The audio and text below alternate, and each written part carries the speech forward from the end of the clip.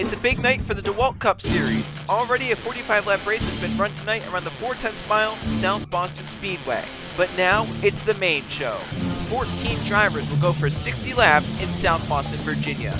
The prize? A guaranteed chase spot. The action is ready to unfold. Contact and aggression could occur around any turn. It's the 2025 DeWalt Cup Series All-Star Race live on JRTV. Welcome everyone back to the South Boston Speedway. After what was a pretty entertaining All-Star Open 45 laps, we now have a 60-lap feature race. The 14 best drivers of the season here to lock themselves, one of them, into the chase after 60 laps. I'm Joe Rakowski, Trey Bardo alongside me in the booth. Trey, I know you had a good time watching this race down, or the All-Star Open. I don't know if you were down on pit road with one of your driver's pit boxes, or if you were down in the infield, but no, you watched that one. No, you saw how it raced, and now we have basically less than half of the field in this one. What do you expect we'll see? Will we see some chaos knowing that a chase spot is on the line for one of these 14 drivers?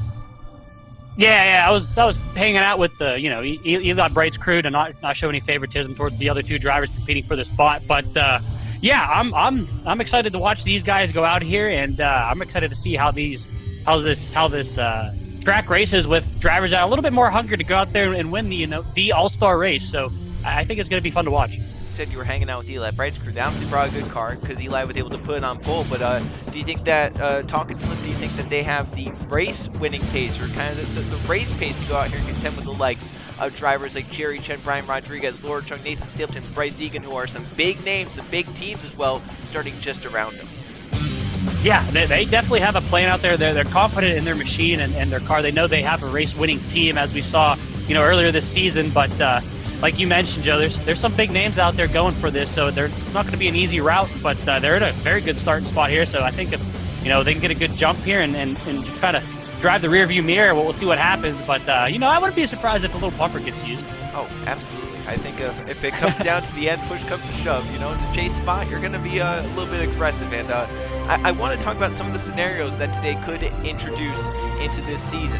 There are some drivers that if they win this, no big deal really, right? Someone like Jerry Chen is leading the points, Brian Rodriguez, Nathan Stapleton, Laura Chung, they're all up there inside the top 5 in points. They've been so good this season. I don't see, unless something drastic happens, I don't see them falling outside the top 10 in points. Obviously it could happen, but with how they've been running, if the status quo stays the status quo, I don't see much changing. So if one of them wins, they were probably already, a favorite to make the chase anyway. If they win, they just confirm their spot tonight. But there are some drivers like Eli Bright, Bryce Egan, Gabe Willard. You go even further back to Matt Tuck, Levi Shones, Chris Jericho, Phil Torres, Jacob Miller, who, yeah, they've had pretty decent seasons. They've had pretty solid seasons, but they're on the cusp of either being just inside the top 10, just outside the top 10, or fighting for a wild card spot. If one of them wins, then there's kind of this question of drivers who are maybe trying to fall back on a wild card spot. Will the All-Star winner finish the regular season inside the top 10 in points? If they do, great. They were going to be in the chase no matter what. But if they fall outside the top 10, then they take up a wildcard spot. And trade, that could be bad for someone if someone who maybe was going to be a wildcard spot or wasn't going to be a wildcard spot takes up a wildcard spot because of the All-Star race win. Then that throws everything into disarray. So there are drivers like Eli Bright, Matt Tuck, Levi Shones, even Jericho, Phil Torres, Jacob Miller that are saying, if I cannot win this race, I need someone who's up there inside the top 5 in points to win it so that they do not take a wildcard spot away from me if I'm trying to compete for that at the end of the regular season. Yeah, definitely. So, I mean, there's going to be more than just, one race going on here, Joe. This is, it might be an all-star race, but it does mean a lot, right? I mean, there's a lot on the line here. Yeah, and let's talk about the 14 drivers that have made it. Let's start at the back. Philip Torres will start back in 14th. Otter Island Motorsports, Benny Watson's team, is the only team to have all 3 cars in this All-Star race. Torres made it last driver in through the All-Star Open, so he starts all the way back in 14th. However, with only 14 cars out there, you don't expect it to be too terribly difficult for him to try and make up spots and maybe have a shot to win this one. To his inside, Jacob Miller did a very good job on the only restart of the race in the All-Star Open. Got himself some track position, got up to second, never looked back. He'll start 13th here tonight, and we'll see if he can put that full solid sport car in victory lane, lock himself into the chase. He hasn't really been close to race wins this season, so this could be a big night for him if it goes the right way. Chris Jericho starts in 12th, finally got the monkey off his back, and won the All-Star Open. It's not necessarily a definitive win. It's not it doesn't technically count for really anything. But some pride, a boost in the arm, as Evan Hunter said after the race, that, this is something that Chris Jericho and the team needed. We know they have the speed to win races. They've led so many laps this season, but not yet won one. Maybe tonight, starting in 12th, can he turn his season around and lock himself into the chase? Down to his inside 11th, Levi Schoens has been holding a wildcard spot up until last race at Vermont, where he fell outside of that spot to Matt Tuck, who won it. So Levi Schoens for Galway Move, this is a big one for him. If he doesn't win tonight, he'll be in a deadlock fight with other drivers that may get wins that are outside the top 10 in points for a wildcard spot. So this is big for Levi Schoens' his chase chances here. If he wins this one, he's in, and he might take up a wildcard spot from someone else who might have wanted one as well. Starting in 10th, Jack Haas, the other Galway Automotive car in this race, and Haas with his win earlier this season at Pensacola, he's inside the top 5 in points. It's been a very solid season for him, but you can never be too safe when trying to lock yourself into the chase. And Jack Haas wants to do that here tonight, halfway through the regular season. Down to his inside, Anthony Hernandez. This is a driver that really needs it. He's already won this season at Road America. However, it's been a struggling season for this Atlanta Motorsports driver, Jay Brando's team. And I think if Anthony Hernandez has a shot to win it at the end, he'll get very, very aggressive, because otherwise he'll be in a difficult situation trying to get a wild card spot. He might have to get multiple wins to do that. And he's not even inside the top 25 in points yet, so he can't even use that win to try and get a wildcard spot. Starting in 8th, Matt Tuck just won last time out at Vermont in dominating fashion, had the right strategy, had the best car, and that Vision Motorsports driver is starting to come into his own as of late. He's moved up nearly inside the top 20 in points. He currently holds the second wildcard spot. Maybe for him tonight, this win will guarantee him a wildcard spot and a spot in the chase at the end of the regular season. Brian Rodriguez to his inside, and that number 62 starts in 7th place. Winner of the Daytona 500, hasn't won since. However, he's been very consistent. He's up there inside the top 5 in points. He's been contending for wins multiple races this season, and maybe Rodriguez can contend here tonight and get that all-star victory, and the Daytona 500 champion will be locked into the chase early. In 6th place, Laura Chung has been the master on tracks such as these, where they're shorter, more technical. She's won 2 races this season. They came at Phoenix and New Hampshire. While not considered short tracks, they're a mile or more in length. They're close enough to be considered a short track. And Laura Chung, she dominated both of those ones. She pulled away by big gaps to win. Can tonight be her night to lock herself into the chase? If not, she's in a pretty comfortable position in the point standings. Starting in 5th, Jerry Chen, the current points leader, has been so strong this season. Winner at Texas, has been able to come through the field if he has a poor starting spot. But here tonight, he has a good starting spot inside the top 5 on the inside lane. Jerry Chen could be a threat. He's a threat anywhere. And tonight, there's a lot on the line for that number 36 driver, but no points on the line. Nathan Stapleton, starting in 4th, has not yet won this season, but he's up 2nd in the point standings. Has had a very successful season up to this point, but still missing that win. How fitting would it be if that first win of the season, while not technically a win, could come in the All-Star race and lock himself into the chase early? Gabe Willard starts in 3rd place, winner at Kansas just a few races ago, and the second of the Southern Cross Racing cars in this one. Gabe Willard, though, he's on the cusp of being inside the top 10 in points. If he falls outside that top 10, might have to rely on a wildcard spot, and we know how wishy-washy that could be in terms of number of wins and amount of winners. So Gabe Willard wants to settle any doubts of making the chase by winning here tonight at the South Boston Speedway. Outside pole, Bryce Egan starts in 2nd place, the other Vision Motorsports car in this All-Star race. He's had some interesting incidents with his teammate Matt Tuck. They're both in this race, and we'll see if they get near each other. But Bryce Egan, a 2-time winner this season, and his last win on the season came at a short track, just like this one in Richmond, Virginia, bound with Nathan Stapleton to the white flag lap. So Bryce Egan has a good shot starting outside pole to try and win this one. And on pole, Eli Bright got his fuel mileage win at the Boston International Speedway. Now we're here at South Boston, not quite the same area, right? We're in Virginia here tonight, but Eli Bright could try and use that pole position and might have a good enough car to get himself into victory lane and into the chase. He currently holds the first wildcard spot. He wants to guarantee a chase spot here tonight at South Boston. So Trey, we've met the field of drivers. Who are you picking to win here for the All-Star race at South Boston? I'm going to go with the guy starting on the inside line, 2nd row, the 27, Gabe Willard. I know he's had an up and down season, but I think with this type of track and where he's starting at, I think he's going to get a good launch here and try to slowly reel in those leaders there and get himself out front and not look back. Well, Trey, I'm going to go a little bit behind you, 2 rows behind you. In fact, I'm taking the Daytona 500 champion, Brian Rodriguez. I think tonight's night he gets back to victory lane. He won the biggest race of the season at Daytona. I think he'll win another big race here in South Boston for the All-Star race. I'm taking Brian Rodriguez for Tucson Racing. We We know Jericho's car was fast in the open. I think Jericho's teammate Rodriguez gets it done here tonight in the All-Star race. It's a 60-lap race, as mentioned. As we take a look at the DeWalt track facts, 12 degrees of banking in the turns, 10 degrees on the straights. It's a short track, 4/10 of a mile in length, but that doesn't mean it's going to be any less interesting than the other races we've seen. 14 drivers are fighting for a chase spot halfway through the regular season. Egan and Eli Bright step on the gas, and we're going in South Boston.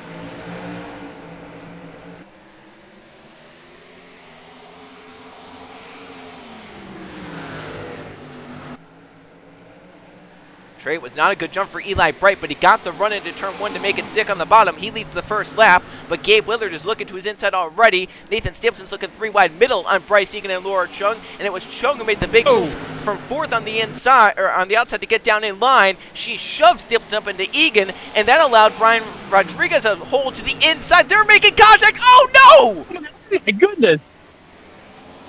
That's 2 cars upside down. Rodriguez and Egan, as Rodriguez is still upside down. Egan's on top of Stapleton. Willard's going to bring it right back around. And the lead here is slow it down because we got cars everywhere, Joe. Oh, my goodness. Well, Trey, we mentioned a lot on the line. And some drivers went a little bit too hard, a little bit too early. And there are 3 drivers of the 14 that entered that we know are not going to be getting a chase spot early. And those being Brian Rodriguez, who, as you mentioned, was upside down. Bryce Egan was upside down, and Nathan Stapleton has just brought his car to pit road, and that car is junk. Yeah, that was a fallacious hit. I mean, Rodriguez essentially went almost head on into the wall there, Joe, and 3 wide just pinched each other on corner entry, and that's a recipe for disaster, as we saw as Stapleton bringing it in. And they're going to look at it, Joe, but I don't think they're going to be able to get much done to it. Yeah, if they do get stuff done, it'll probably fall a lap down with how short this track is. So I don't know if it'll be worth keeping this car in. I did want to bring up that, in the All-Star Open, we saw 2 accidents, only 1 caution flag. We saw an accident early on for last place. It was Bruno Giacomo got dumped by Chris Keselowski. They actually did a pretty good job on that 75. He's not going to actually lose a lap. So if more carnage happens, Trey, fast right? Cars, Joe, and a fast pit crew as well. You know what I mean? Yeah, Out on Motorsports says fast everything. But you know what? If there's more carnage, the whole field could wreck. Nathan Stapleton could still lock himself in. But in the All-Star Open, it was a calm one, right? We did have 2 accidents, but they were basically single car. Ludovic Charette and Joshua Cox got into it to bring out the caution. Then, as I just mentioned, Bruno Giacomo got dumped on lap 1 by Chris Keselowski for last. That didn't bring out a caution, but here tonight, we have a caution early on in the All-Star race, and it's for a massive 3-car accident. 2 cars upside down in turns 1 and 2 as Gabe Willard brings it back to the caution. Let's go check out what happened. 3 heavy contenders involved in an early accident in the All-Star race.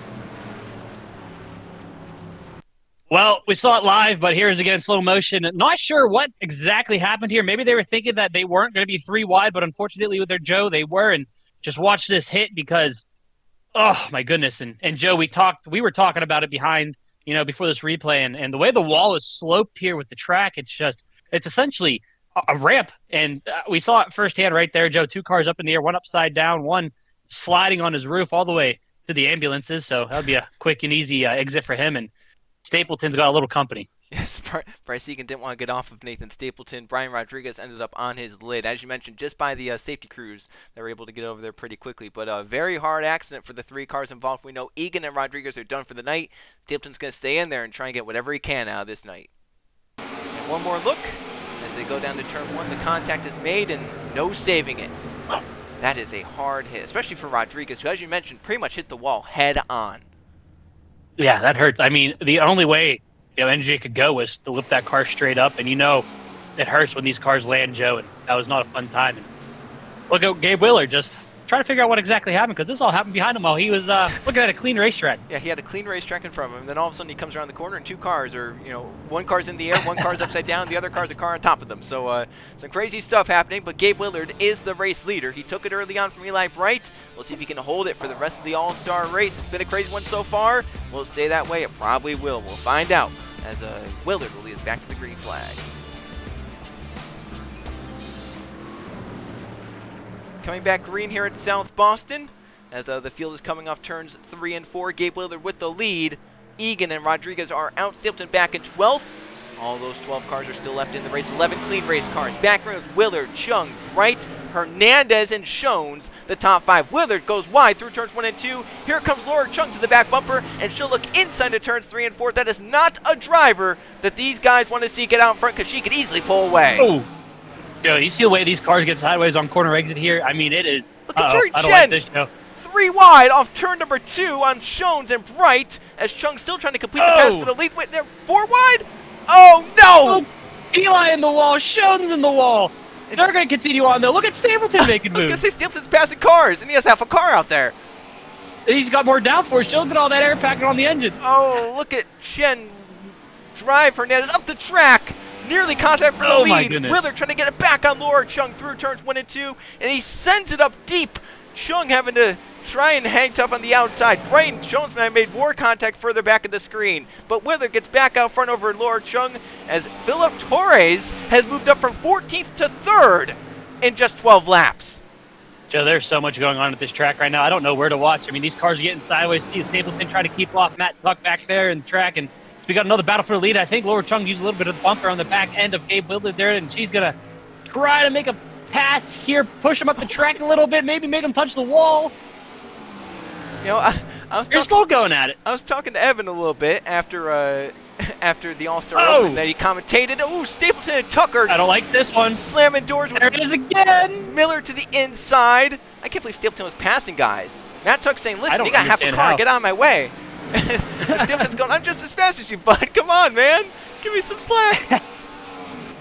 This is classic short track racing, Joe. Doesn't matter what your car looks like, as long as it's still got speed, you got a chance. And these two right now are duking it out. But all right, but back to the point after you know. Oh, caution's out. Oh, caution. Oh my god. My goodness. Well, what? What is going on?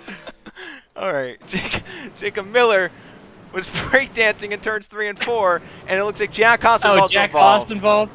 Why are the tires in the pit lane? Who designed that? Yeah, I don't know, but all right, let's see if I can get my thing out now that the caution flag is out just really quickly. I was talking to Evan Hunter after we had commentated, you know, after the All-Star Open was over, and I was just talking like, you know, this racetrack, it's 0.4 of a mile long. When you're commentating, it's happening so fast. You know, I was like, you bring up 1 point, and then by the time you're done with that point, 3 laps have passed. Yeah, I mean, it's insane how fast these guys go around here and the amount of action that happens in such a short time. As like you mentioned, you were trying to get a point across, and we flip cameras, and there's a car, like you said, breakdancing on the backstretch there, and oh my goodness. Well, Jacob Miller is out if Jack Haas can't continue. In fact, it looks like he might fall a lap down. Oh, they're going to get him repaired just in time, so he'll stay on the lead lap in that number 23. These pit crews are on point today. They are. It's a 0.4 of a mile racetrack, and they're keeping their cars on the lead lap while repairing damage. So we're going to have 11 cars still left running as the caution flag is out for the second time. 5 cars have crashed, 3 have been upside down. Let's go check out what happened. Gabe Willard still leads this race. All right, a little bit of a strange one here as he's going to bring it into the corner, and Joe, he just loses it. And then we talked about the wall again. Watch this. It just goes over. It's the strangest thing as everyone misses him here, and he's going to roll it over. Eli Bright is right there, and oh my goodness, that was so close to the top of the car, Joe. And could you imagine what would have happened if he would have hit? Oh my God, Joe, do you see that? Do you see that person in the red hat? Is that Dale Jr.? I think that's Junior on the top of the truck. Whose truck is that? He's shaved. Yeah, look at that. That's got to be Junior. Look at that. Anyways, there's no Budweiser hat. Yeah, what? I want to go meet Junior. You kind of see him from a different angle down there. He's with some other people. Yeah. But, wow, that's crazy. Yeah, I wasn't expecting to see a celebrity here. All right, well, back to the race, I guess. Full screen replay, please. And one more view at full speed. Jacob Miller losing it into turns 3 and 4. That's the All-Star Open runner-up. Oh, my goodness. Jack Haas nowhere to go, runs into him. Miller breakdancing down the racetrack right in front of Dale Jr. And this will set up another restart with Gabe Willard still in the lead. We're going to have 11 cars left running as Jack Haas's crew did their job to get him back out, but we'll see who can catch Gabe Willard here in South Boston.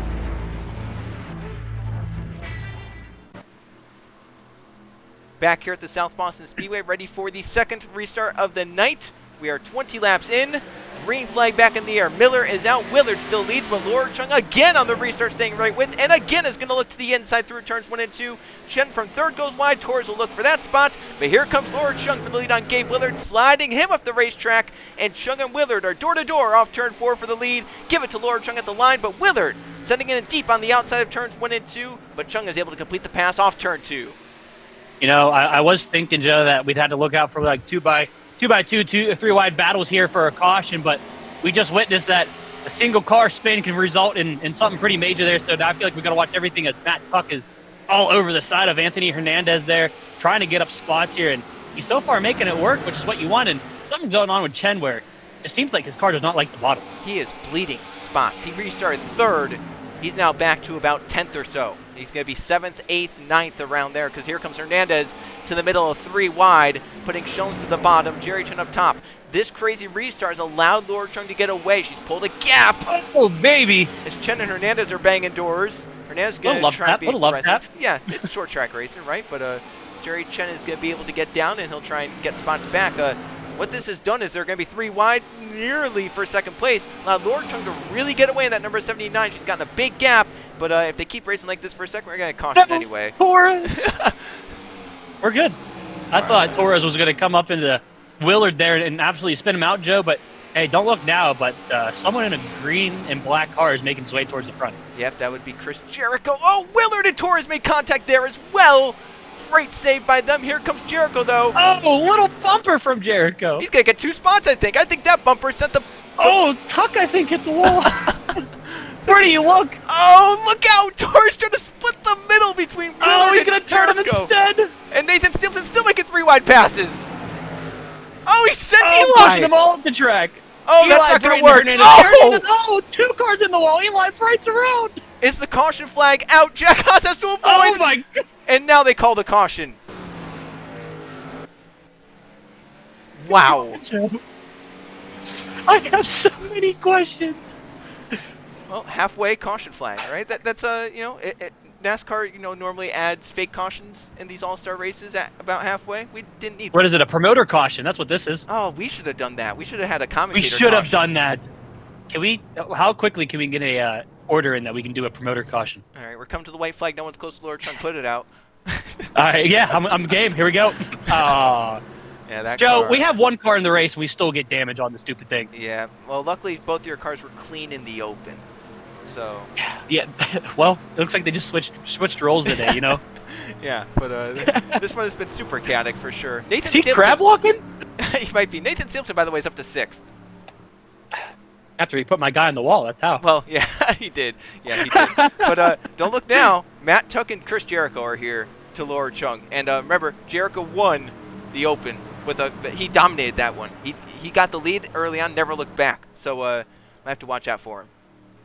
All right, well, this is gonna be this is gonna be something. All right, let's go check out what happened. Caution flag out for the 3rd time. Eli Bright sent around off turn 4 by Nathan Stapleton and Anthony Hernandez. Yet another incident we saw live. Stapleton forced a 3. Eli had no idea what to do, shoved up into Hernandez, and Joe, Eli Bright's gonna, like you mentioned, catch a little air here. Oh my goodness! And NASCAR holds this caution. Yeah, Joe, this is bringing me back to what is it? Was it Simulation Cup Series days? Target Cup Series days? Oh, do you think they saw Haas down there and then they threw the caution? I want to know why the 23 was sliding so darn much. Did you see him drifting down the back or down the stretch? I wonder if he saw a big piece of debris up by the wall and tried to avoid it, and then nearly caught it into Eli, not knowing where the 88 was. I bet you Eli's eyes got real big there once he saw that happening, though. Yeah, I'm gonna get hit head on at a short track. That's.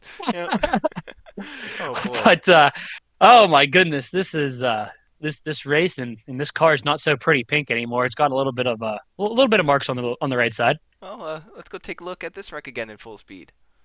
One more view down in turns 3 and 4. Stapleton sends Eli wide. Eli can't get off of Hernandez. He takes a little wild ride and has to be thinking for a moment. I can't wait to see Hernandez's reaction after the race for this. Yeah, he's going to be so animated. Yeah, he is. And I bet Eli was looking at those caution lights, wondering when they were going to turn on. And then he saw the 23. Turn yellow. He saw the 23 and was like, oh, well, they're going to be coming on because the 23 is going to hit me. But now we have a new leader, Laura Chung. We'll see if she can hold it on the restart, but she has some hard hitters behind her. Matt Tuck and Chris Jericho have been coming through the field and looking right on her for this next restart. Lights are back out on the pace car. Coming back to the green flag. It will be 25 laps to go. We've had 3 cautions so far through the first 30 laps. We'll see if that trend continues or if they start to calm down. My guess is that we're getting towards the end, so it'll be even crazier. Still 11 cars out there. Eli Bright back of the pack in 11th. Jack Austin 10th. Hernandez 9th. Jones 8th. Chen 7th. Nathan Stapleton somehow 6th. Gabe Willard, Philip Torres, Chris Jericho, Matt Tuck, and Laura Chung. The race leader, 25 laps to go. Chung takes off. Pretty decent jump. She got a distance between herself and Matt Tuck. We'll see if she can now hit the bottom of these corners. She goes a little wide off turn 2 straight, but Matt Tuck doesn't gain all that much time on her. All right, so we're gonna. Oh my goodness! I thought she was in the wall. I think she may have actually tapped the wall there. I thought she got really close to it. Oh, Willard had to check up there for a second, but I think she might have hit it. I don't see any damage, but she got really close. If not. Well, Jericho's starting to mess up. Oh, again, she nearly She's gets the definitely wall. Flirting with that wall, Joe. Jericho's messed up the last few laps. He's let the front 2 get a gap, and Matt Tuck is going to take the lead. He just won last race at Vermont. Could it be a repeat this week in South Boston? Chung goes way wide. Matt Tuck now leads the All-Star race. Nearly 3 wide for 3rd, as Jericho's gone wide the last few laps. Philip Torres is going to get to 3rd. Jerry Chen's going to look for 4th. Gabe Willard back there as well watching on. Laura Chung again goes wide through turns 3 and 4. Matt Tuck's starting to pull away in the number 11 car. Torres couldn't complete the corner. Jerry Chen's going to get to the inside for 3rd place. Could you imagine if Tuck goes from wreck to win-win? Oh, Hernandez in the wall in the back. He was, yep. He just tapped Look that wall. at the side of that car. It looks like the Twisted Sister. Yeah, it does. Yeah, that thing is a banana. Didn't know we were racing those. No, I thought we moved away from those. But, I mean, you know what? It is a COT. They had skew for a little bit. There you go. At the beginning. He's just innervating. You know what Yes. They can't check it if it has damage. Skew is still cool, I guess, is what Anthony Hernandez is trying to say. But now we have Jerry Chen up to 2nd, the points leader. And he'll try and run down Matt Tuck, but he messes up the bottom of turns 3 and 4 and lets Laura Chung right to the back bumper with Chris Jericho there as well. They might be looking 3 wide. Jericho all over Laura Chung's back bumper, and somehow, some way, they're still keeping pace with Matt Tuck, even with all this chaos happening behind for 2nd place. But we're within the final 20 laps. Matt Tuck leading, as you mentioned, trying to go from basically 0 to hero this season, where he went from wreck to try and win. But just Chris Jericho wants to win tonight. 3 wide. I don't like this. He made it work. Cleanly, too. Oh, my goodness. I don't understand how we did that. Hey, just so you know, Eli Bright and Hernandez are near each other back there. Keep an eye on that. Yeah, we'll have cameras back there. But this is a great battle for 2nd. Laura Chung, Chris Jericho, and Jerry Chen are going at it. They all want to be the one to catch Matt Tuck. The problem is, if there's no more caution, I don't know if they will catch Matt Tuck the way they're racing. Promoter caution. Yeah.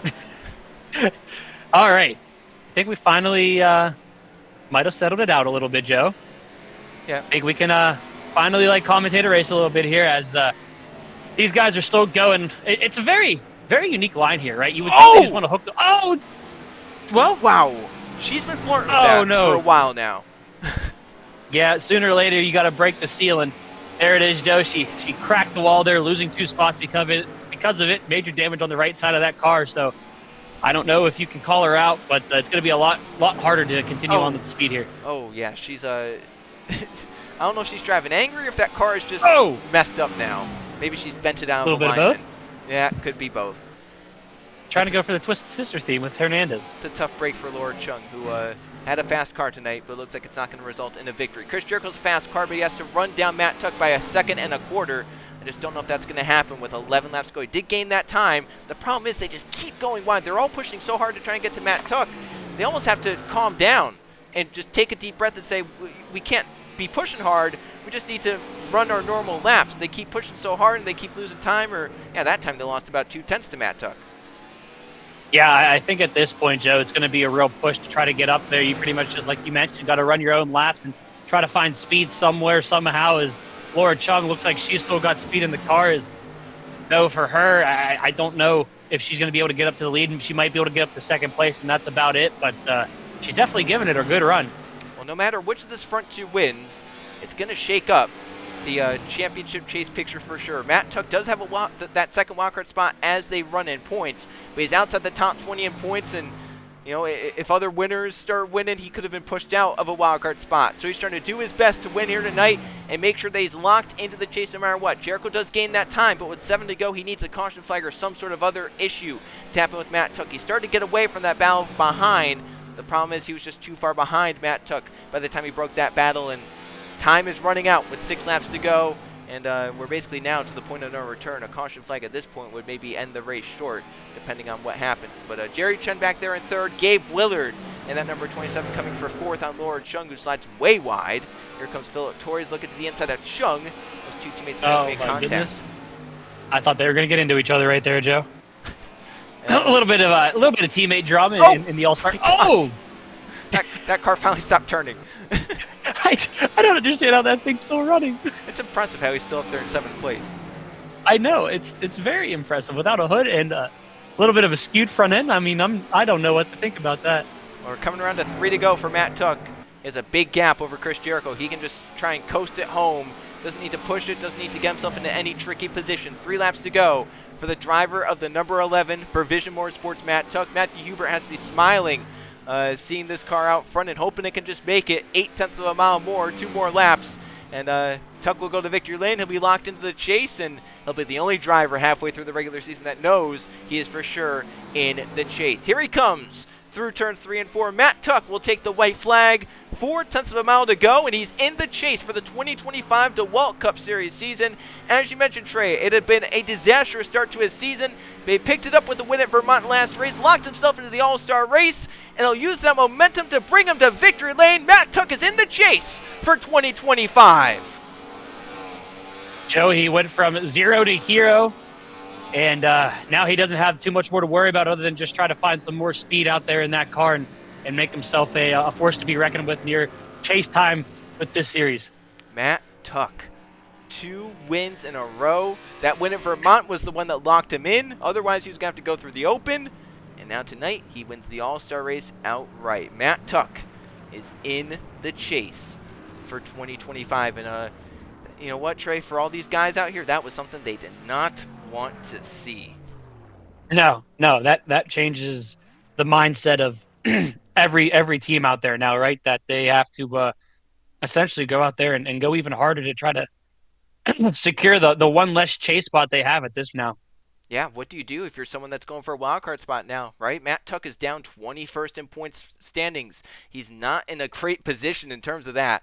And if he doesn't, you know, it's likely he doesn't get up into the top 10 in points. And if he doesn't do that, he takes up a wild card spot. So if you're someone like Levi Shones, Anthony Hernandez, Eli Bright, you're now saying, all right, I'm fighting for 1 wild card spot instead of 2. And for, you know, someone like Shones and Hernandez, you went from I need to beat Matt Tuck in points to now saying I need to win more races because Eli's up there 11th in points. Yeah, exactly. So this is it'll be interesting to see how the next couple of races shake out and what more comes out of this. Yeah, it will. This is shaking the season up for sure. But I think that was kind of the plan. You know, that was the plan with saying, you know what, there's a chase spot on the line for this All-Star race. The best wins it, and the best tonight was Matt Tuck. As he gets the trophy, he wins over Chris Jericho, who tried his best coming from the All-Star Open, but he came up 1 spot short. He needed 1 more caution flag to try and battle with Matt Tuck. That caution never did come. The field just got too strung out, but impressive drive for Jericho, all things considered. Jerry Chen ends up in 3rd, Philip Torres in 4th, Gabe Willard 5th, Laura Chung in 6th. Nathan Stapleton had half a car basically out there, still ends up in 7th. Levi Shones, Eli Bright, Anthony has the top 10. Jack Haas last car out there in 11th, and then the 3 flippers here tonight, all out of the race. Jacob Miller, Brian Rodriguez, and Bryce Egan. So those are the 14 cars here tonight. And Trey, final thoughts from South Boston. It was a chaotic race. It was a non-points race, so everyone was going for it. But Matt Tuck, Vision Motorsports, Matthew Hubert, they had the right winning strategy, and they came from pretty far back, you know, pretty deep, and he gets to victory lane. Yeah, there was a lot that happened here, Joe. We started the race off with 2 cars flipping at once. Started off again with a car breakdancing on the backstretch, other cars catching air, and it all ended up with someone who was probably in the lowest of lows, got 1 win, and now Joe's got 2 wins now, and see if he can carry it to 3. Yeah, we'll have to see. He has one technical win, right, from Vermont. That's the only one that truly counts. But here tonight, this one counts in terms of a chase spot. So it doesn't go into the win marker, but it does go into a chase marker, and that chase marker being that he is now in the postseason, no matter what happens for the rest 12 of the regular season races. And speaking of that, we'll now enter into the second half of the regular season, as we'll head to next time out on JRTV next Monday, going racing at Montreal. Circuit Gilles Villeneuve, so road course racing for the second time this season. We'll see how it goes, and we'll see if it's just like the last road course we went to, where we saw an underdog winner from Anthony Hernandez out of Atlanta Motorsports, or will some of the big names be able to rise to the occasion there? And then 2 weeks' time, we're racing one of the best races of the season, the World 600, the longest one of the season, but it's going to be a chaotic one, and really could be a race that starts to show which teams are where in terms of their pace and whatnot, and that's going to be fun 2 weeks' time. But next time out, once again, road course at Montreal, Circuit Gilles Villeneuve. So